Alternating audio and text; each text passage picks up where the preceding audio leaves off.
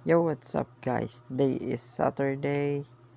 So, today's video is pupunta kami ni Mahal sa sentro para bumili ng gamot at saka ulam. Nagkaroon kasi ako ng lagnat kagabi, hanggang ngayon meron pa.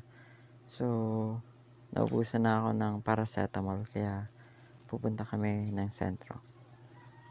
Punta kami dun sa kabila para kunin yung e-bike tsaka yung susi.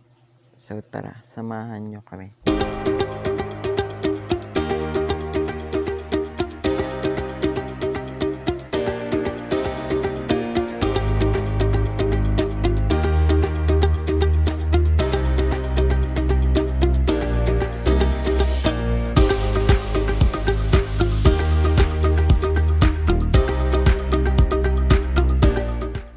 At andito na nga ako sa parkingan ng e-bike namin. So tatanggalin ko na yung balot ng e-bike. Let's go, tulungan nyo ako.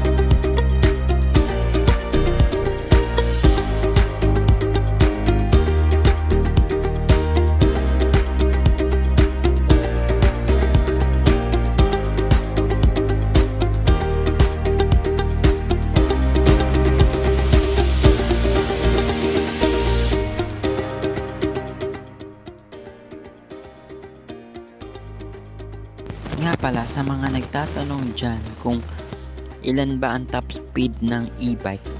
Ang top speed ng e-bike po ay nasa 30 km per hours lang. Kaya kung long ride kayo, nakakabagot talaga.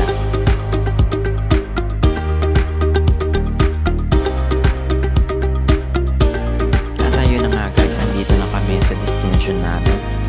Si Mahal lang pala ang bumaba kasi siya lang yung bibili ng isda. Ang bibili niyang isda ay tilapia, kaya yun, siya na lang muna. At after nga namin pala bumili ng isda ay pupunta kami ng drugstore. At tara, samahan niyo kami dito sa Libmanan Drugstore. At ayan na nga si Mahal. Pasensya na kung nasa paanan yung kuha ng video kasi nasa chest ko kasi yung video, yung cellphone, kaya hindi ko namalaya na sa baba na pala yung kuha niya. So ayan na nga, inihintay ko na si Mahal. Sanay naman akong maghintay. Char. At yun na nga guys, ay paalis na kami sa Libmanan Drugstore. So tara, magdadrive naman tayo pa uwi. Dito na nga ako dumaan sa terminal ng tricycle para mabilis. Kung kita nyo naman, walang masyadong tao ngayon. Tulog pa yata kasi sa Sabado. Pasensya na kayo kung medyo matagtag or shaky yung kuha ng video. So pagtyagaan nyo na.